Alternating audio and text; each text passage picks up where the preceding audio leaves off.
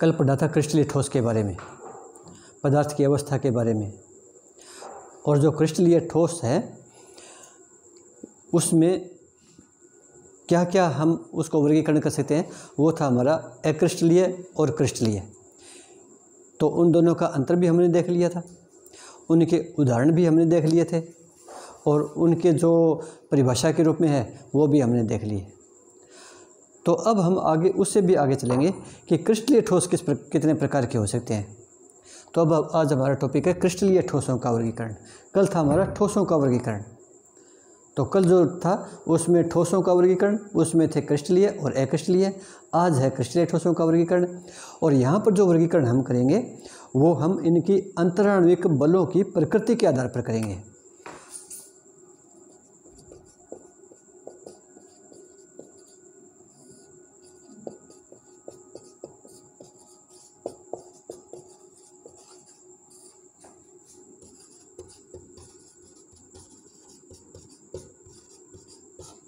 अंतराण्विक बलों की प्रकृति। अब यहाँ पर नाम ध्यान रखना है, अंतराण्विक। अब हम यहाँ पर अंतराण्विक कहना जरूरी नहीं है, क्योंकि जो क्रिस्टलीय ठोस होंगे उसके अवयवी कण अब जिक्र करेंगे, और अवयवी कण में अणु, परमाणु या आयन हो सकते हैं। तो अणुओं के बीच में आकर्षण, परमाणुओं के बीच में आकर्षण, आयनों के बीच में आकर्षण, इस तरीके से है। तो यहाँ पर नाम वैसे अंतराण्विक ही चलता है, एक एक अणु के बीच में। तो यहाँ पर हम पूरा वर्गीकरण देखेंगे। तो यहाँ पर जो कुल मिलाकर जो 11वीं क्लास तक जो हमने पढ़ा है कि ये बल कितने प्रकार के हो सकते हैं, तो मुख्य रूप से बल 4 प्रकार के हो सकते हैं। उनमें से एक बिल्कुल ही दुर्बल है, बाकी प्रबल है। तो एक होता है वान डर वाल्स बल, एक होता है आयनिक बंध, एक होता है सहसंयोजक बंध, एक होता है धात्विक बंध। अब मैंने जो 4 शब्द बोले हैं 4 बार, उनमें से एक के साथ बल शब्द के काम में लिया है और बाकी 3 के साथ बंध को काम में लिया है। तो जो पहला हम ले रहे हैं वो है वान डर वाल्स बल है।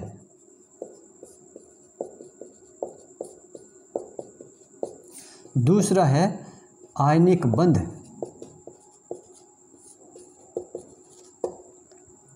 तीसरा है सहसंयोजक बंध,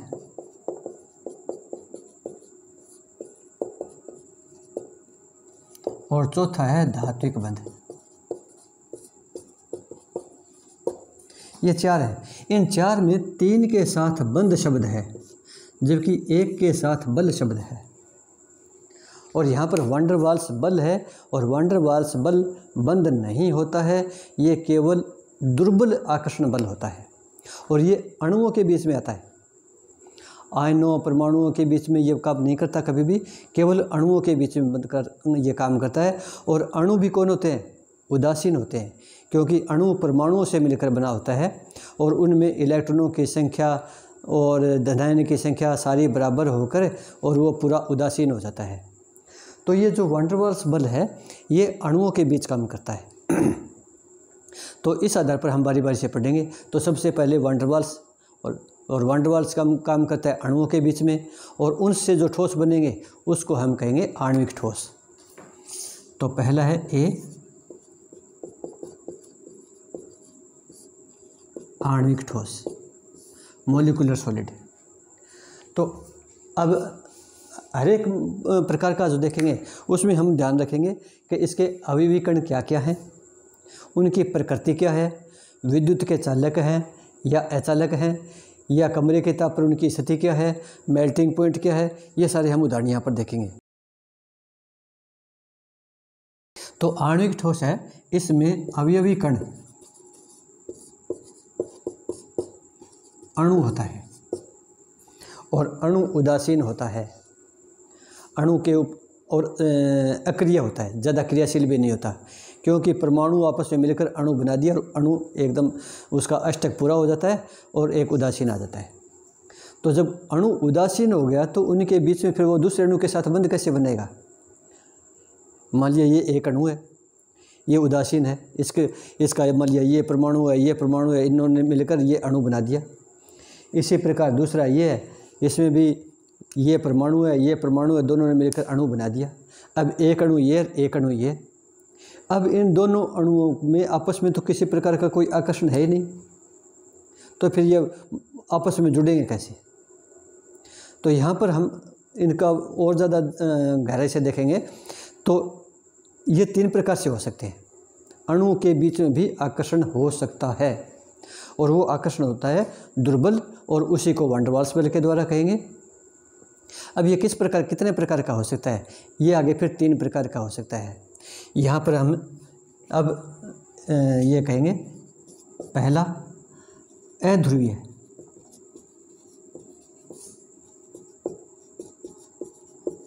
आणविक ठोस, अध्रुवीय आणविक ठोस, नॉन पोलर।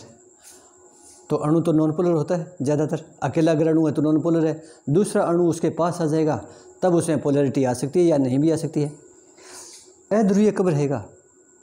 जब या तो 2 परमाणु या 2 अणु सारे एक जैसे होंगे तो अध्रुवीय होगा। अब यहाँ पर या तो यह होंगे, या तो परमाणु ठोस अवस्था में आ जाए, परमाणु आपस में मिल जाए और फिर वो ठोस अवस्था में आ जाए। और परमाणु कौन से आएंगे? अकेला परमाणु कोई रह नहीं सकता। जैसे अगर हमें कह दे कि हाइड्रोजन परमाणु है, तो अकेला हाइड्रोजन परमाणु तो नहीं होगा, वो दूसरे से मिलकर H2 अणु बना देगा, तो ये तो संभव नहीं हुआ। क्लोरीन परमाणु है, वो Cl परमाणु दूसरे Cl के साथ मिलकर Cl2 बना देगा, वो भी अणु बन गया। तो परमाणु कौन से होंगे? और ऐसा कौन सा परमाणु है जो अकेला रह सकता है? इस प्रकार का उदाहरण हमारे पास अक्रिय गैसें होती है, उत्कृष्ट गैसें। तो यहाँ पर हमारे पास उदाहरण होगा हीलियम, नियोन, आर्गन, क्रिप्टॉन आदि कोई भी हो सकता है।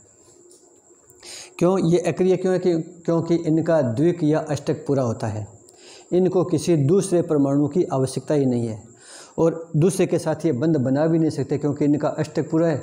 तो ये न तो इलेक्ट्रॉन ले सकते हैं, न दे सकते हैं, न साझा कर सकते हैं, तो ये तो अकेले ही रहेंगे। इस कारण ये परमाणु का है। तो या तो ये परमाणु होंगे, या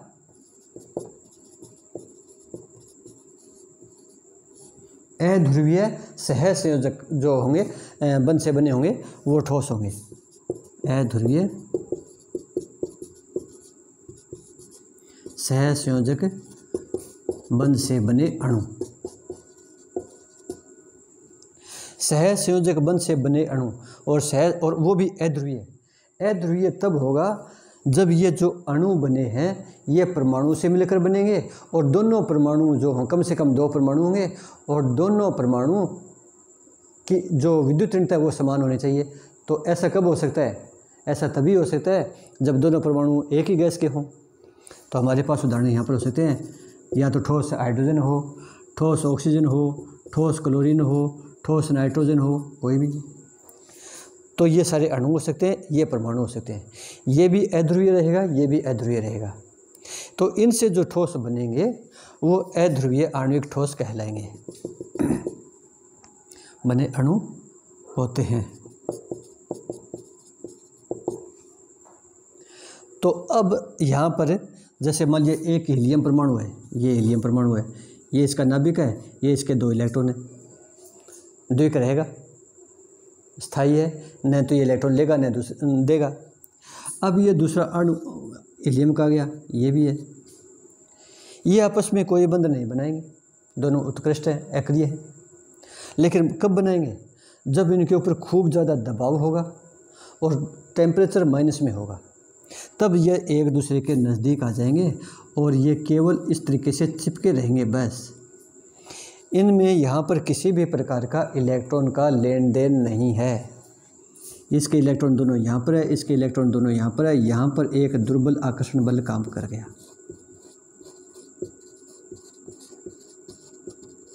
और ये लंदन बल भी कहलाता है या वैन डर वाल्स बल कहलाता है।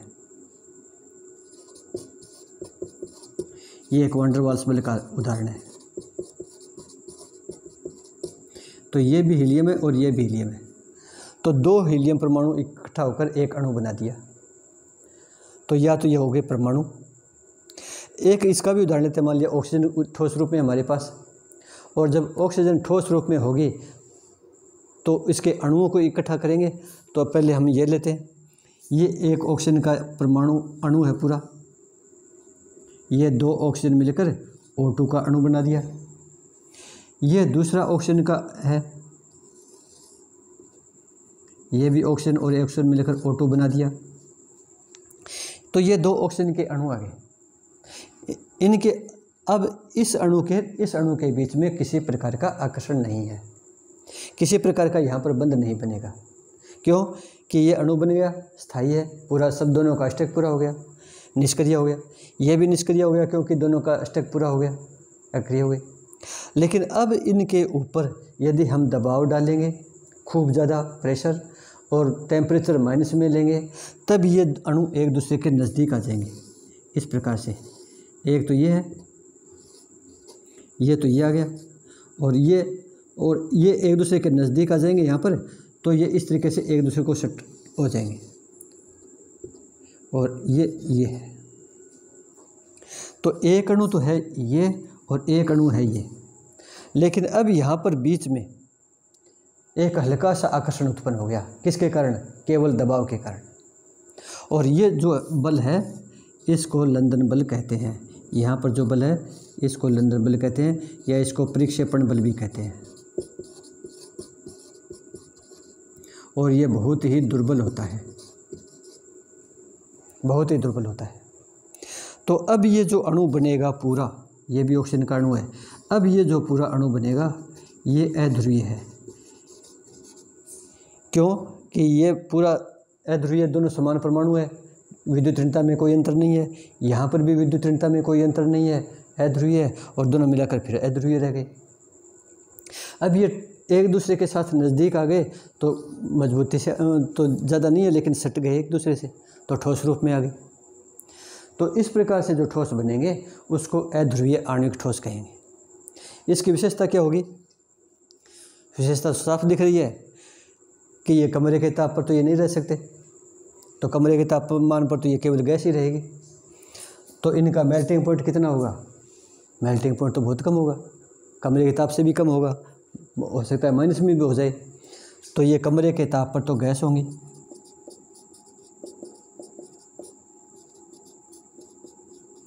और अगर ये ठोस बन भी जाएंगे तो इनको हम हाथ से दबाएंगे तो आसानी से दबेंगे, क्योंकि इनके बीच में यहाँ पर कोई मजबूत बल नहीं है, तो ये मुलायम होंगे। इनमें कोई भी विद्युत को ले जाने वाला वाहक नहीं है, यानी मुक्त इलेक्ट्रॉन नहीं है, या कोई और साधन नहीं है, आयन नहीं है किसी भी प्रकार का। इस कारण ये विद्युत के अचालक होंगे।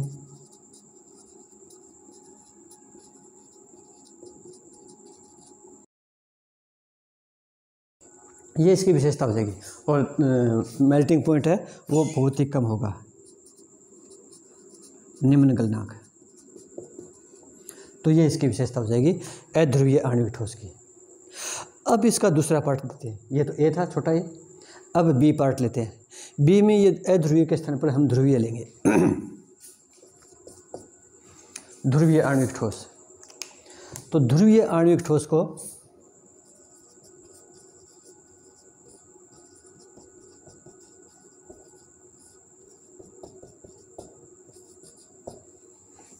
अब की बार भी अणु ही है, अणु ही है। यहाँ पर भी अणु थे, लेकिन फर्क अब की बार ये है कि यहाँ पर अध्रुवीय थे, अब की बार ध्रुवीय है। और कोई भी अणु ध्रुवीय कब बनता है ये हम पिछली कक्षा में पढ़ चुके हैं। कोई भी अणु ध्रुवीय तभी बनेगा जब उस अणु के अंदर जो 2 या ज़्यादा परमाणु हैं उनकी विद्युत ऋणता में अंतर होगा, तो उसमें ध्रुवीय गुण आएंगे। तो अब हमारे पास यहाँ ऐसा उदाहरण होना चाहिए कि जिसमें एक ऐसा अणु हो जिसमें कम से कम 2 परमाणु हो और दोनों की विद्युत ऋणता में अंतर बहुत ज़्यादा हो। तो इस प्रकार का सबसे आसान उदाहरण तुम्हारे पास HCl है, SO2 है। तो इसके एग्जाम्पल हमारे पास होंगे HCl या SO2। इन दोनों को अगर ठोस रूप में ले आएंगे तो इसको ध्रुवीय आणविक ठोस कहेंगे। ये इसका उदाहरण बन जाएगा। अब इसका चित्र देखते हैं, कैसे इनके बीच में आकर्षण कैसे उत्पन्न होगा वो देखते हैं। पहले HCl का उदाहरण लेते हैं कि HCl में ये हाइड्रोजन का परमाणु होता है और ये क्लोरीन का परमाणु होता है। हाइड्रोजन के बाहरी कक्ष में केवल 1 इलेक्ट्रॉन होता है और इसके बाहरी कक्ष में 7 इलेक्ट्रॉन होते हैं। तो इस प्रकार से इनका अष्टक पूरा बन जाएगा। ये इसको दे देगा, एक इससे ले लेगा, तो यहाँ पर हाइड्रोजन का द्विक पूरा हो जाता है और क्लोरीन का अष्टक पूरा हो जाता है। यहाँ ये कह सकते हैं कि H और Cl के बीच में एक इलेक्ट्रॉन हाइड्रोजन का, एक इलेक्ट्रॉन क्लोरीन का, और इन दोनों के बीच में ये बंध बन जाता है, सहसंयोजक बंध है ये। ठीक है, तो इसका मतलब क्या हो गया? अब की बार हमारा कौन सा उदाहरण होगा? ध्रुवीय सहसंयोजक। यहाँ जो उदाहरण होगा हमारा, जो अणु होगा, ये ध्रुवीय सहसंयोजक अणु होगा, जो अवयवी कण है।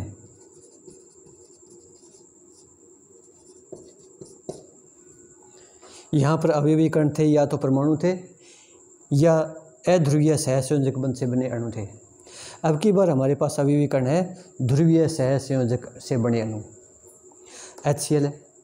यहाँ पर क्लोरीन की विद्युत ऋणता ज़्यादा होती है, हाइड्रोजन की कम होती है। इस कारण क्या हो जाएगा कि ये इलेक्ट्रॉन भी इसकी तरफ रहेगा, क्लोरीन इसके इलेक्ट्रॉन को भी अपनी तरफ खींच लेगी, इसकी विद्युत ऋणता ज़्यादा है, तो ये इलेक्ट्रॉन हाइड्रोजन से दूर हो जाएगा। इसके कारण हाइड्रोजन के ऊपर आंशिक धनावेश और क्लोरीन के ऊपर आंशिक ऋणावेश आ जाता है, और ये इस तरीके से हो जाता है कि ये तो क्लोरीन का इलेक्ट्रॉन इसके पास है ही, और हाइड्रोजन का इलेक्ट्रॉन भी इधर क्लोरीन के पास आ गया। इसके कारण इसके ऊपर भी प्लस आवेश आ गया, इसके ऊपर माइनस आ गया, क्योंकि इसकी तरफ इलेक्ट्रॉन ज़्यादा आ गए। लेकिन ये स्थायी रूप से नहीं है, इसके कारण ये आंशिक है, पार्शियल, तो इसको हम डेल्टा से दिखाते हैं। तो ये HCl का अणु है, ये ध्रुवीय अणु है।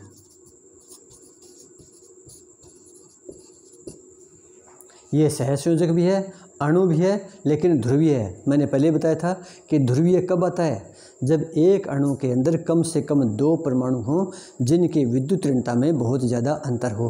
तो यहाँ पर H और Cl के विद्युत ऋणता में बहुत ज़्यादा अंतर होता है, इसके कारण इसमें ध्रुवीय गुण उत्पन्न हो गए। तो अब ये HCl का एक अणु है।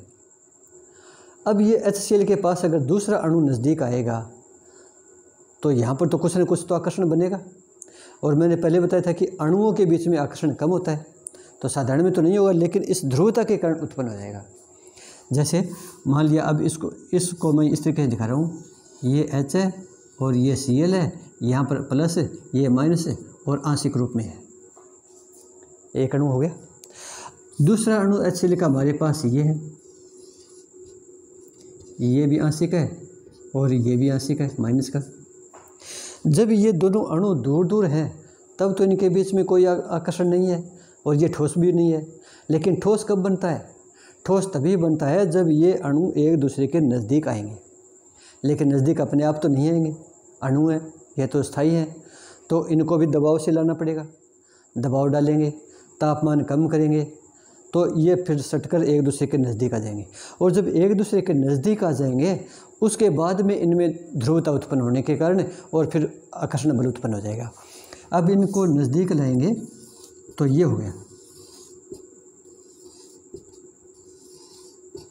अब यहाँ पर क्योंकि ये स्थिति आ गई, यहाँ से दोनों संपर्क में आए, अब यहाँ पर एक आकर्षण बल उत्पन्न हो जाएगा। अब किस कारण से? इस माइनस के कारण और इस प्लस के कारण। अब यहाँ पर एक दुर्बल आकर्षण बल हो जाएगा, लेकिन ये दुर्बल आकर्षण बल है वो इसकी तुलना में ज़्यादा है। तो यहाँ पर इसको तो नाम हमने लिया था प्रक्षेपण बल या लंदन बल, ये दुर्बल था। यहाँ पर हम प्रक्षेपण बल या लंदन बल अब नहीं कहेंगे, क्योंकि इसमें ध्रुवीय गुण आ गए, यहाँ ध्रुवीय गुण नहीं थे, तो इसको हम कहेंगे द्विध्रुव अन्योन्य क्रिया। ये भी द्विध्रुव है और ये भी द्विध्रुव है, और इनके बीच में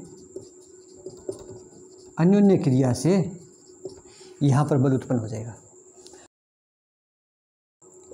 यहाँ पर भी ये वैन डर वाल्स बल ही कहेंगे हम इसको, लेकिन ये बल इसकी तुलना में प्रबल है। इसकी तुलना में प्रबल है, तो अब ठोस अवस्था में जल्दी कौन सा आएगा, या ये कहें कि दूर दूर जल्दी कौन से होंगे, टाइम से कौन से होंगे? तो इसको तो हल्का सा ताप देते ही दूर हो गए थे, क्योंकि इनके बीच में तो किसी प्रकार का आकर्षण नहीं था।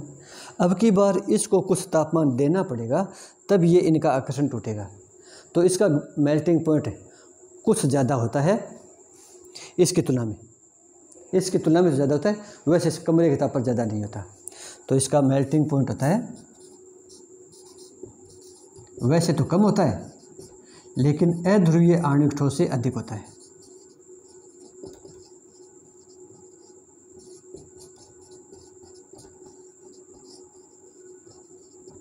अध्रुवीय आणविक ठोस से अधिक होगा, वैसे तो कम होगा, और कमरे के ताप पर यह भी मुलायम होगा, इसकी प्रकृति भी मुलायम रहेगी। कमरे के ताप पर यह भी द्रव या गैस होगा,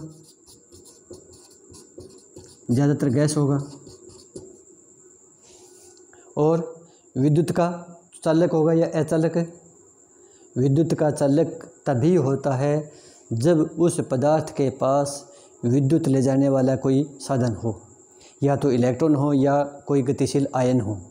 इसके पास कुछ नहीं है, सारे एकदम बंधे हुए हैं, तो ये विद्युत का अचालक है।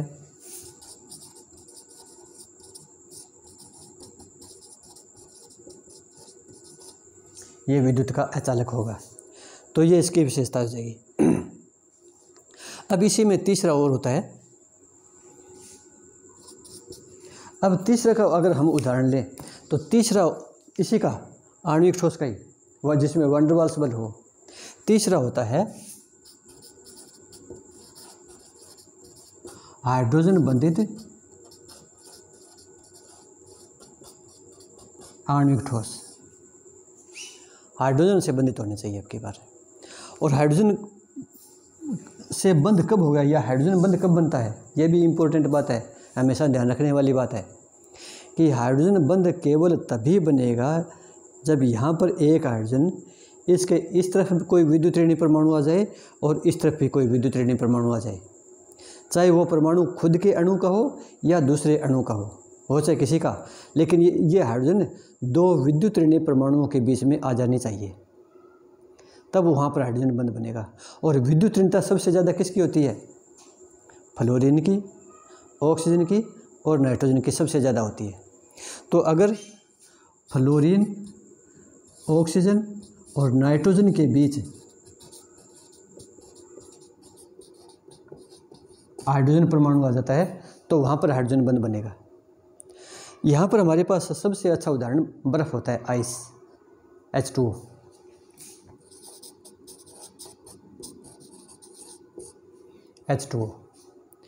H2O में हमारे पास इसकी संरचना ये होती है, जल की संरचना ये होती है। पिछले क्लास में हम पढ़ चुके हैं कि जल की V आकृति होती है, और यहाँ पर ऑक्सीजन की विद्युत ऋणता ज़्यादा होती है, हाइड्रोजन की विद्युत ऋणता कम होती है, इसके कारण ये अणु भी ध्रुवीय होता है। तो ये इसका आंशिक, ये -2 आंशिक हो जाएगा, ये प्लस का आंशिक हो गया। ये एक जल का अणु होता है। अब इसके पास यदि यहाँ पर जल का दूसरा अणु भी हम यहाँ रख दें तो ये भी ये स्थिति यहाँ पर होंगी, दोनों के समान है। तो अब इसमें फ़र्क क्या आ गया? यहाँ पर भी ये ऑक्सीजन है, ये पूरा ध्रुवीय अणु है, ये भी ध्रुवीय अणु है, तो यहाँ पर तो आकर्षण उत्पन्न हो गया। लेकिन अब की बार इस आकर्षण में और ध्रुवीय आणविक जो बना है, इस आकर्षण में अंतर है। अब की बार ये आकर्षण इससे भी प्रबल है। वो क्यों है? क्योंकि यहाँ पर एक बंध बन रहा है। बंध क्यों बनेगा? अभी बताया था उदाहरण कि हाइड्रोजन बंध कब बनता है? जब हाइड्रोजन के दोनों तरफ विद्युत ऋणी परमाणु आ जाते हैं। तो ये हाइड्रोजन परमाणु है, इधर भी ऑक्सीजन आ गया, इधर भी ऑक्सीजन आ गया, दोनों विद्युत ऋणी है। इसके कारण अब यहाँ पर एक दुर्बल बंध बनेगा और इसको हम कहेंगे हाइड्रोजन बंध। ये हाइड्रोजन बंध कहलाएगा। तो अब हमारे पास 3 बन गए, एक यहाँ पर भी बना था, एक यहाँ पर भी बना है, एक ये भी बना है। तो ये तीनों में सबसे प्रबल होगा, क्योंकि अब की बार हम यहाँ पर हाइड्रोजन बंध बोल रहे हैं, अब की बार बल नहीं है, इसकी कुछ ज़्यादा वैल्यू, इसमें कुछ ज़्यादा है। तो इसको अगर हम हटाना चाहेंगे तो इसको और ज़्यादा तापमान देना पड़ेगा। तो वैसे तो ये भी मुलायम है, लेकिन इसका गलनांक इन दोनों से ज़्यादा होगा। तो इसकी विशेषता क्या क्या हो जाएगी? और अभी भी कण कौन होंगे यहाँ पर? अभी भी कण अध्रुवीय अणु है, सहसंयोजक है, ध्रुवीय अणु है, सहसंयोजक है, लेकिन हाइड्रोजन युक्त है। हाइड्रोजन युक्त ध्रुवीय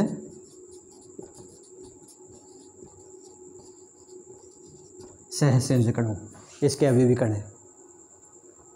विशेषता क्या क्या हुई इस पदार्थ की जो बनेगा, क्रिस्टल बनेगा, ये भी मुलायम होगा, पहली बात, तीनों मुलायम है। कमरे के ताप पर क्या होगा, ये कमरे के ताप पर ये भी ठोस तो है लेकिन द्रवित अवस्था में आसानी से आ जाता है कमरे के ताप पर, तो इसको हम कह सकते हैं कि वाष्पशील द्रव या गैस है।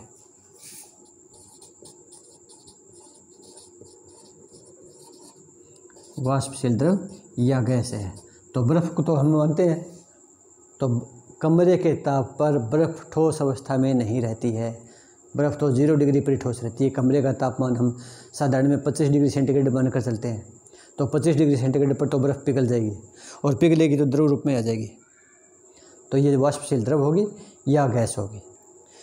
विद्युत का, यह भी विद्युत का अचालक होगा क्योंकि इसके पास भी कोई विद्युत धारा प्रवाहित करने वाला साधन नहीं है, तो ये भी विद्युत का अचालक है। विद्युत का अचालक है, तो ये तो हमने पहला पढ़ लिया, ये इसकी विशेषता। अच्छा, एमपी मेल्टिंग पॉइंट,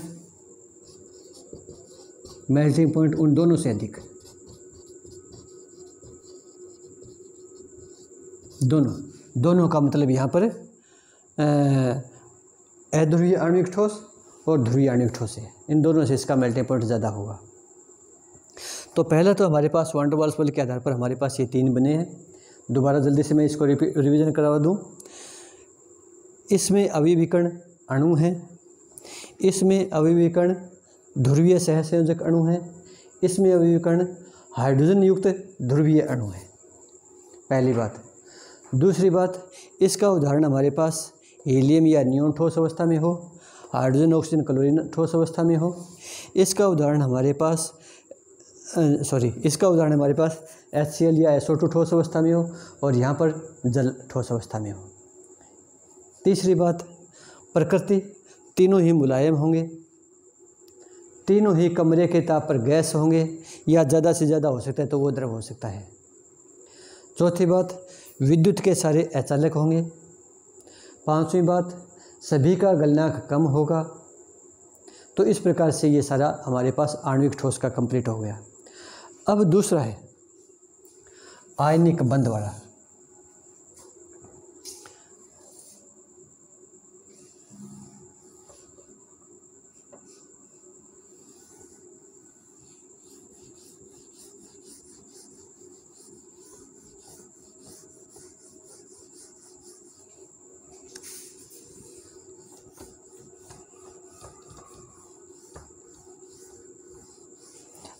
ये पूरा करने के बाद सभी चरों को एक साथ फिर देखेंगे तो अब और ज़्यादा हमारे क्लियर हो जाएगा। एक साथ पढ़ेंगे तब सारे सब में अंतर एक साथ आ जाएगा। अब हमारे पास है आयनिक ठोस, आयनिक बंध वाला। तो आयनिक बंध जब पढ़ेंगे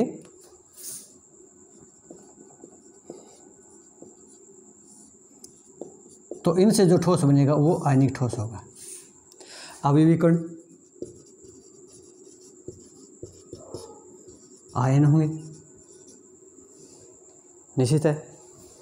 अवयवी कण आयन तो होंगे, तो एक ही प्रकार का आयन होगा क्या? किसी भी पदार्थ में अकेला आयन कभी नहीं रहेगा अगर वो स्थायी है तो। धन आयन और ऋण आयन दोनों होंगे। तो यहाँ पर आयन कौन होंगे?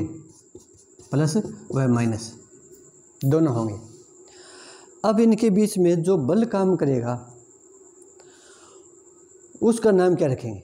मजबूत होगा, वो दुर्बल नहीं होगा, वान डेर वाल्स बल की तरह मजबूत होगा और इतना मजबूत होगा कि वो बंध बनाएगा। लेकिन उस बल का नाम हम कहेंगे, फिजिक्स में आता है, जब धन आवेश और ऋण आवेश के बीच में जब आकर्षण बल होता है तो उस बल को स्थिर वैद्युत आकर्षण बल कहते हैं या कूलॉम बल भी कहते हैं। तो यहाँ पर जो बल होगा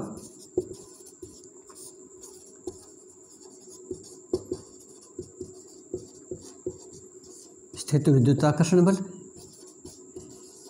या कूलॉम बल, स्थिर वैद्युत आकर्षण बल होगा या कूलॉम बल होगा। इसका सबसे अच्छा उदाहरण हमारे पास नमक है। सोडियम क्लोराइड, सोडियम पर प्लस आवेश होता है, क्लोराइड पर माइनस आवेश होता है। ये प्लस है, ये माइनस है, ये प्लस है, ये माइनस है, ये अणु, ये अणु, ये अणु, ये सोडियम क्लोराइड है, ये सोडियम क्लोराइड है, ये सोडियम क्लोराइड है। लेकिन यहाँ पर ये अब की बार आयन के रूप में है, परमाणु नहीं है। और आयन का मतलब होता है कि कोई भी परमाणु इलेक्ट्रॉन ले या इलेक्ट्रॉन दे स्थायी रूप से, तब आयन बनते हैं। जब इलेक्ट्रॉन का लेन देन हो जाता है तब उसको फिर परमाणु नहीं कहते, उसको आयन कहते हैं। और अब उसके ऊपर पूरा स्पष्ट स्थायी आवेश आ जाता है। तो यहाँ पर प्लस स्थायी आवेश है, आंशिक नहीं है। यहाँ पर स्थायी माइनस आवेश है, यहाँ पर स्थायी प्लस आवेश है, यहाँ पर स्थायी माइनस आवेश है। तो इस और इस माइनस प्लस के बीच में यहाँ पर जो बंध बनेगा, यहाँ पर जो बंध बनेगा, ये आयनिक बंध होगा। और इसके कारण जो ठोस बनेगा वो आयनिक ठोस होगा। और ये जो बंध होता है, बल होता है, वो बहुत प्रबल होता है। इसको हम आसानी से दूर नहीं कर सकते, इसको बहुत ज़्यादा तापमान देना पड़ता है। तो सोडियम क्लोराइड के लिए हमें इसको अलग करने के लिए लगभग 800 डिग्री सेंटीग्रेड तापमान देंगे, तो जब ये अलग होगा। इतना मजबूत हो जाता है। और ये इतना मजबूत हो जाता है एक दूसरे के साथ आकर्षण बल कि इतना कठोर हो जाता है कि बहुत ज़्यादा, और ये भंगुर हो जाता है। तो ये इसकी प्रकृति है, कठोर व भंगुर। भंगुर किसे कहते हैं? भंगुर होता है कि अगर इस पर चोट मारेंगे तो ये बिखर जाएगा टुकड़ों में। तो बिखरेगा क्यों फिर? इसका भी 2 मिनट में बता देता हूँ। वैसे अपने कोर्स की तो बात नहीं है, पिछली क्लास में आ चुका है। तो यहाँ पर इसका कारण ये होता है कि ये प्लस, ये माइनस, ये प्लस, ये माइनस, और इसकी दूसरी परत यहाँ पर प्लस है तो यहाँ पर माइनस होगा। एक दूसरे के विपरीत आवेश होंगे। जब इस पर चोट मारेंगे तो ये आगे खिसक जाएगा, और आगे खिसक जाएगा तो इसकी ये स्थिति ये हो जाएगी।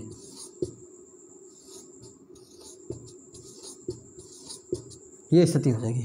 अब चोट मारेंगे तो ये एक आयन आगे खिसक गया मान लिया, और एक आयन खिसकते ही समान आवेश एक दूसरे के ऊपर आ गए, और समान आवेश एक दूसरे के साथ होते ही यहाँ पर प्रतिकर्षण हो गया, और प्रतिकर्षण होते ही ये परत अलग हो गई, ये परत अलग हो गई, बिखर गया। तो इस कारण ये भंगुर होता है, इसकी प्रकृति भंगुर होती है।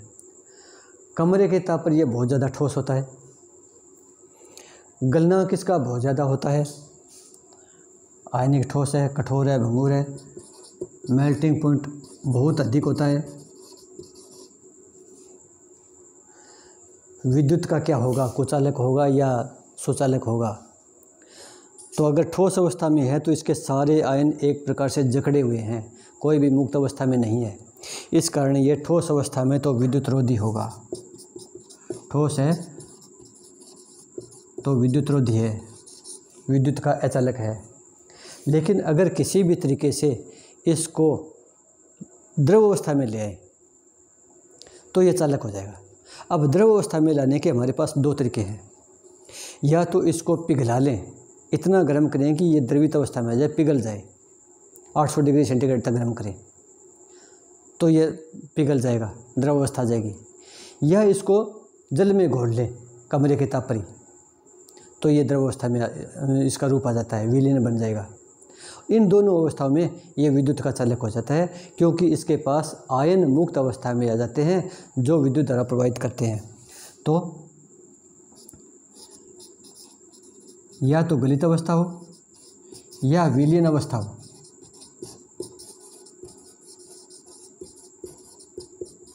तब यह विद्युत का चालक होता है। अब विद्युत का चालक क्यों हो गया? अब विद्युत का चालक हो गया, इसमें विद्युत धारा ले जाने वाला वाहक उत्पन्न हो गया, और वहाँ पर विद्युत होता है आयन। आयन है, यह विद्युत वाहक का कार्य करते हैं। जब इसमें 2 इलेक्ट्रोड लगाते हैं, एनोड और कैथोड। एनोड होता है धनाग्र, कैथोड होता है ऋणाग्र। तो और इसके अंदर अगर विद्युत धारा प्रवाहित करेंगे तो क्लोराइड आयन धनाग्र की तरफ जाएंगे और सोडियम आयन है वो ऋणाग्र की तरफ गति करेंगे, और गति करने के लिए यहाँ पर द्रव अवस्था आ गई, इसके कारण वो गति करेंगे। अगर ठोस अवस्था होती तो गति नहीं करते। इस कारण ठोस अवस्था में ये विद्युत का अचालक या विद्युत रोधी होता है, लेकिन द्रवित अवस्था में आ जाए तो ये विद्युत का चालक हो जाता है। अब पढ़ते हैं तीसरा, धात्विक ठोस।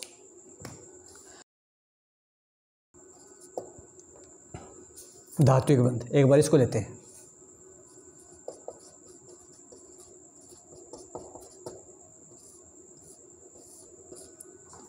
धातु तो जो भी ठोस धातु है वो सारी क्रिस्टल अवस्था में होती है। धातु किसे कहते हैं, इम्पोर्टेंट बात है। साधारण में तो हम ये कहते हैं ठोस होती है, गलनांक ज़्यादा होता है, पीटने पर फैलती है, विशेष आवाज़ निकालती है। ये धातु की परिभाषा नहीं है। रसायन के अनुसार धातु की परिभाषा वो है जो आसानी से इलेक्ट्रॉन त्याग कर दे। आसानी से इलेक्ट्रॉन जो त्याग करेगा वो धातु है। कितने इलेक्ट्रॉन त्याग करेगा वो अपना अष्टक के अनुसार करेगा। कोई 1 इलेक्ट्रॉन त्याग करेगा, कोई 2 करेगा, कोई 3 करेगा। तो जो आसानी से इलेक्ट्रॉन त्याग कर दे वो धातु कहलाती है।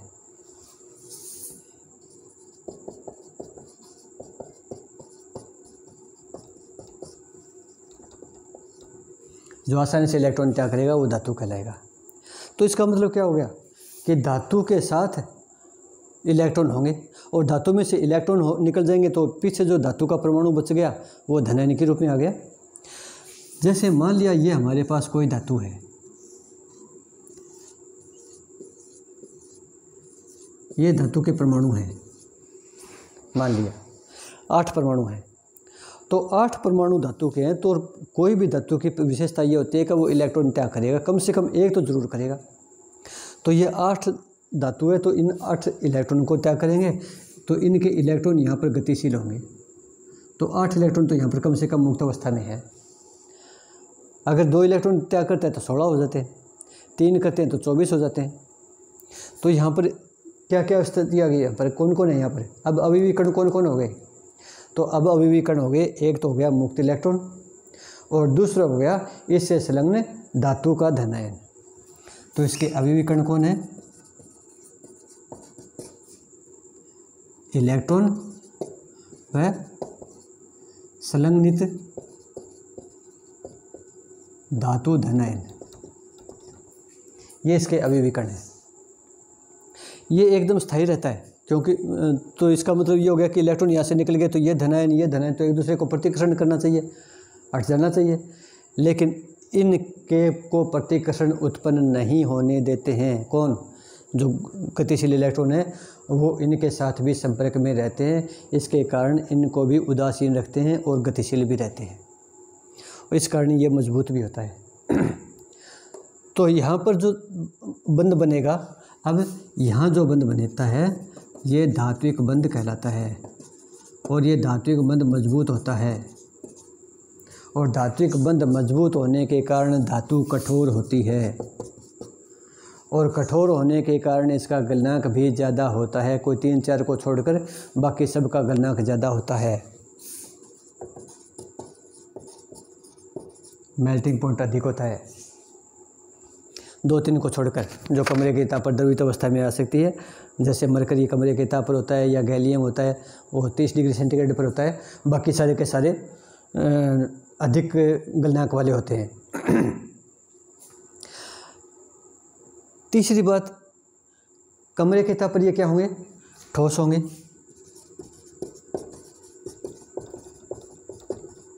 ज़्यादातर ठोस होंगे। विद्युत के क्या होंगे, विद्युत ले जाने वाला कोई है यहाँ पर, मुक्त इलेक्ट्रॉन है, इस कारण ये विद्युत के चालक होंगे।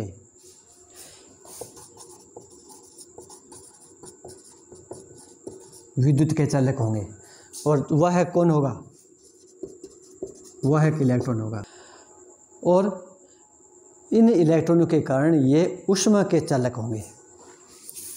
विद्युत के चालक है और ऊष्मा के चालक है। ऊष्मा के चालक का मतलब क्या हो गया कि अगर हमारे पास ये धातु का टुकड़ा है और इसको अगर हम यहाँ से अगर गर्म करेंगे तो थोड़ी देर बाद में ये पूरा गर्म हो जाएगा। ये नहीं केवल इतना ही रहेगा, यहाँ भी इसकी गर्मी आ जाएगी, यह गर्म हो जाएगा। तो यहाँ से गर्म क्यों हो गया, हमने गर्म तो यहाँ से किया है, यहाँ गर्म क्यों हो गया, यहाँ गर्म हो गया इन इलेक्ट्रॉन के कारण। ये इलेक्ट्रॉन यहाँ से ऊर्जा लेंगे, इधर गति करेंगे, इलेक्ट्रॉन हो चाहे कोई भी हो, जिसके पास ऊष्मा आ जाती है उसकी गतिज ऊर्जा बढ़ जाती है। तो यहाँ पर ऊष्मा के कारण इलेक्ट्रॉन की गतिज ऊर्जा बढ़ जाएगी, वो तेज़ी से गति करेंगे और वो तेज़ी से गति करके यहाँ से पहुँचेंगे। तो इधर चलेंगे, ठंडे इधर आते जाएंगे, गर्म इधर आते जाएंगे, तो पूरा का पूरा ये जो धातु का टुकड़ा है वो थोड़ी देर में गर्म हो जाएगा। इस कारण ये ऊष्मा का चालक होता है। तो ये विद्युत के भी चालक होते हैं और ऊष्मा के चालक भी होते हैं। और एक विशेषता इसकी होती है, जो पिछले वाला था ये तो भंगुर था, भंगुर तो होता है कि चोट मारे तो बिखर जाए। अब की बात है कि चोट मारें तो बिखरेगा नहीं, फैलेगा, आघातवर्धनीय है।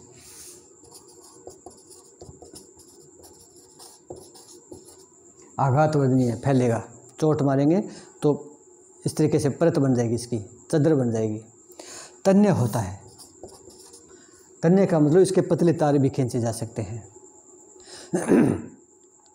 एक विशेषता और होती है कि धातु की विशेष चमक होती है। अगर ताज़ा कटी सतह देखें तो एकदम चमकदार होती है और कोई न कोई रंग होता है।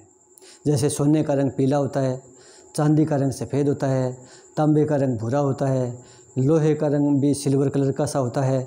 तो हर एक अलग अलग रंग होता है। तो इसमें चमक भी होती है और रंग भी होता है, और वो भी मुक्त इलेक्ट्रॉन के कारण है।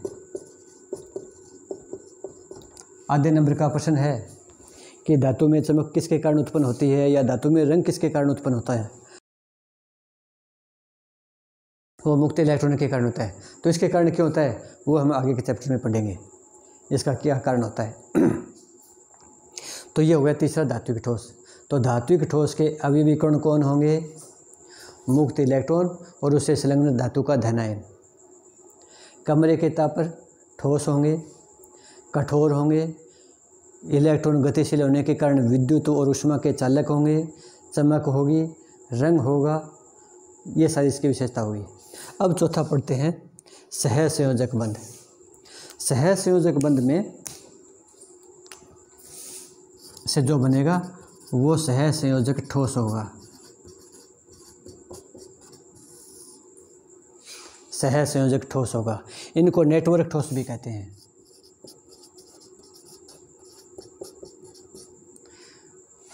अब की बार जितने भी अवयवी कण हैं तो सहसंयोजक अवस्था हमेशा परमाणुओं के बीच में होती है। तो अब की बार अवयवी कण परमाणु होंगे। अवयवी कण परमाणु है, और इन परमाणुओं के बीच में जब सहसंयोजक बंध बनेगा। सहसंयोजक बंध कब बनता है? जब इलेक्ट्रॉन का साझा होता है, 1 का, 2 का या 3 इलेक्ट्रॉन का साझा होता है, तब उनके बीच में सहसंयोजक बंध बनेगा। तो यहाँ पर परमाणुओं के बीच सहसंयोजक बंध बनेंगे। इनकी विशेषता क्या होगी इस ठोस की? और यहाँ पर एक विशेषता ये होती है कि जब परमाणु और उसमें जब सहसंयोजक होता है तो सहसंयोजक बंध का हमने पिछली कक्षा में पढ़ा है कि ये दिशात्मक बंध होता है, क्योंकि इसमें संकरण होता है, sp, sp2, sp3, एक निश्चित दिशा बनती है, और दिशा होने के कारण उसमें प्रबलता आ जाती है, कठोर हो जाते हैं। तो इसके कारण ये प्रबल व दिशात्मक होते हैं, प्रबल और दिशात्मक होंगे। इसके कारण ये कठोर और भंगुर भी होंगे, क्योंकि प्रबल हो गया तो कठोर तो होगा, और इसमें भंगुर की भी विशेषता होती है। कुछ मुलायम भी होते हैं। कठोर होने के कारण इसका मेल्टिंग पॉइंट उच्च होता है, गलनांक हो जाता है। और जो सहसंयोजक क्रिस्टल है, सहसंयोजक क्रिस्टल के हमारे पास उदाहरण सबसे अच्छा हीरा और सिलिकॉन कार्बाइड होता है। हीरा और सिलिकॉन कार्बाइड। हीरे में कार्बन के ऊपर sp3 संकरण होता है। इसकी चतुष्फलकीय ज्यामिति होती है। तो हम प्रत्येक कार्बन के पास 4 संयोजकता दिखाएंगे, चतुष्फलकीय आकृति में जाएंगे, हर बार चतुष्फलकीय बनाते जाएंगे तो एक जटिल संरचना बन जाती है। इस कारण हीरा कठोर होता है। इस प्रकार से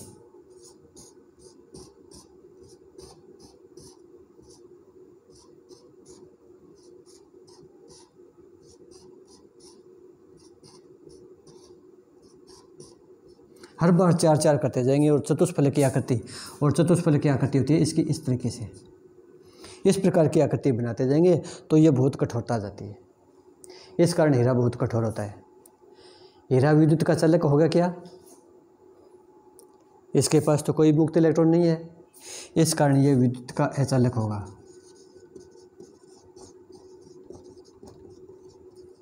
लेकिन यहाँ पर एक अपवाद आ जाता है सहसंयोजक ठोस के लिए। सहसंयोजक ठोस में क्योंकि कोई भी इलेक्ट्रॉन मुक्त अवस्था में नहीं होता, इसके कारण यह ज़्यादातर विद्युत के अचालक होते हैं। लेकिन एक अपवाद होता है ग्रेफाइट का। ग्रेफाइट भी कार्बन का अपर रूप होता है, कार्बन का अपर रूप है, सहसंयोजक ठोस है, ठोस भी है, लेकिन ये विद्युत का चालक है। यह इसकी अलग विशेषता आ जाती है। इसकी हम संरचना पढ़ेंगे तब हमें पता चलेगा। इसको हम आसानी से अगर स्क्रीनशॉट लेना चाहें तो ले सकते हैं।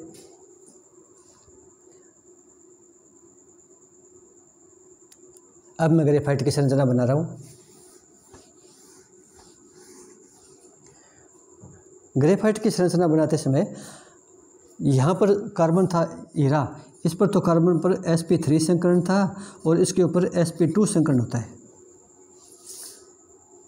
कार्बन के पास एक इलेक्ट्रॉन रह जाता है और इसकी अलग अलग परत बनती है और उन परतों के बीच में वैन डर वाल्स बल काम करते हैं। ये भी इम्पोर्टेंट बात होती है यहाँ पर। तो यहाँ पर वैन डर वाल्स बल की भी थोड़ी सी अवस्था आ जाती है। sp2 संकरण की आकृति त्रिकोणीय होती है। तो ये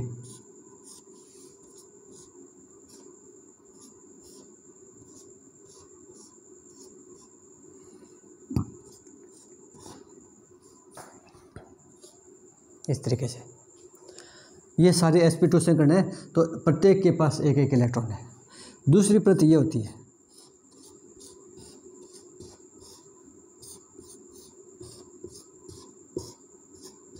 इस तरीके से एक परत ये है, एक परत ये, इस तरीके से एक कार्बन यहाँ है, एक कार्बन नीचे है।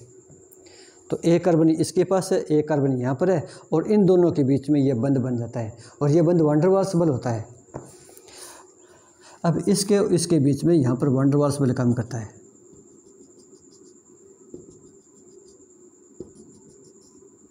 इस तरीके से ये वैन डर वाल्स बल है।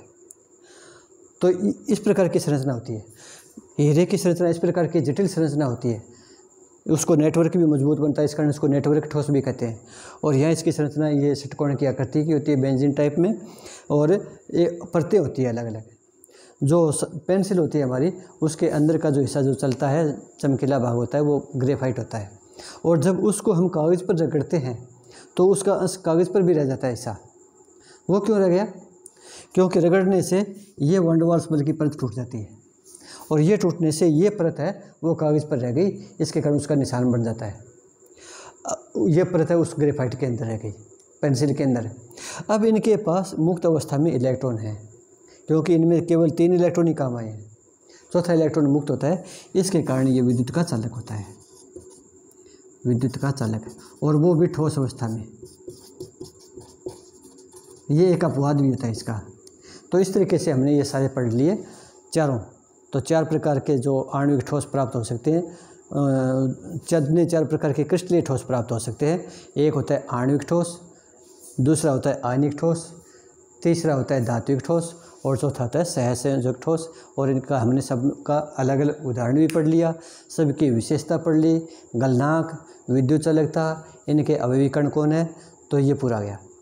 परीक्षा में ये पूरा पेपर बड़ा प्रश्न नहीं आता कभी भी। इसका कोई भी एक पार्ट पूछा जाता है, अगर 2 नंबर का या 2.5 नंबर का होता है तो आधे नंबर से लेकर 2 नंबर का प्रश्न बनता है। आधे नंबर का प्रश्न पूछ लेते हैं कोई उदाहरण, या इस प्रकार का पूछ लेते हैं कि ऐसा सहसंयोजक ठोस का नाम लिखिए जो विद्युत का चालक है, या इस प्रकार का पूछ लेते हैं कि इस प्रकार का ठोस हो जो द्रवित अवस्था में विद्युत का चालक हो। तो इस बना सकते हैं। छोटे छोटे प्रश्न बहुत बनते हैं, ज़्यादातर चालकता के आधार पर ही बनते हैं। या इस प्रकार का पूछ सकते हैं कि ऐसा ठोस लिखिए जो ऊष्मा का चालक हो, और या किसी एक की विशेषता से पूछ लेते हैं, या इनके अवयवी कण कौन कौन से होते हैं, या किसी ठोस का नाम ले दिया और उसके अंदर कौन सा बल या बंध काम कर रहा है। तो किसी भी प्रकार से प्रश्न पूछा जा सकता है, और आधे नंबर से लेकर 2 नंबर तक का इसमें प्रश्न बनता है। ABCD टाइप में हो जाते हैं, जो ऑब्जेक्टिव टाइप है उसमें भी इसका आ जाता है, और जो डिस्क्रिप्टिव है उसमें भी इसका आ सकता है। हीरे की संरचना भी पूछी जा सकती है, ग्रेफाइट की संरचना भी पूछी जा सकती है।